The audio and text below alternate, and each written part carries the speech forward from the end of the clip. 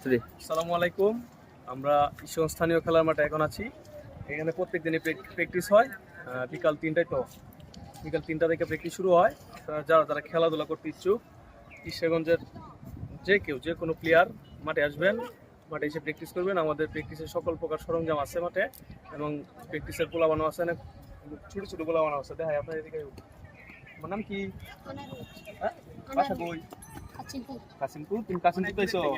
এই যে একটা আমার ছোট ফুটবলার ওটা কাসিমপুরতে আসছে। এই এদিকে আয়। তোর নাম কি?